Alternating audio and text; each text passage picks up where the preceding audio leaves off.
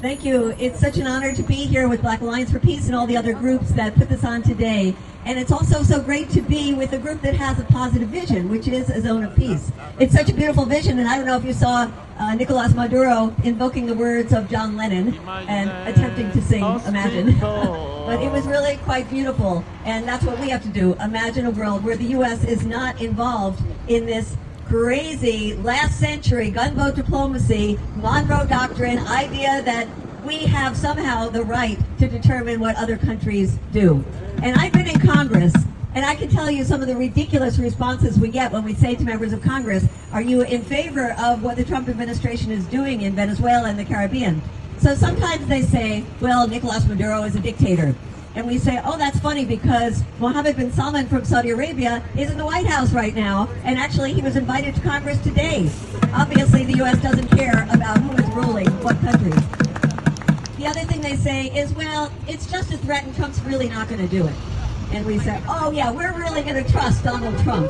He says one thing one day and something else the next day, or the same day he just says different things. So we have no faith in what Donald Trump says. And the other thing they say is, well, I'm not in favor of a long intervention, but it's going to be a short one. And we say, oh yeah, that sounds like Iraq and the invasion then, or it sounds like Afghanistan, where after 20 years we turn the rule back to the Taliban. And then they say things like, well, we have the right to protect our people from deaths from fentanyl.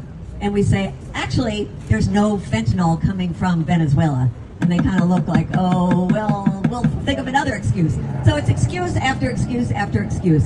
And we all know that among the real reasons are oil. If Venezuela didn't have the largest known reserves of oil in the world, this would not be happening. So combining the issue of oil with Donald Trump's sense that he can do whatever he wants, we're in a very, very dangerous situation. But I want to explain what is happening in Congress.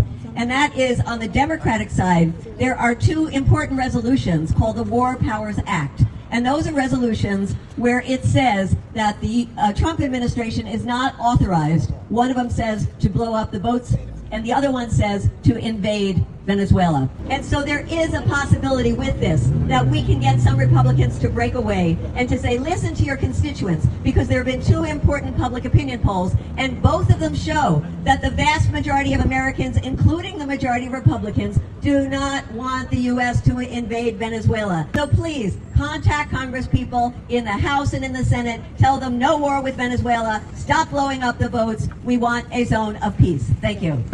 Zone of peace. Zone of peace. Zone of peace.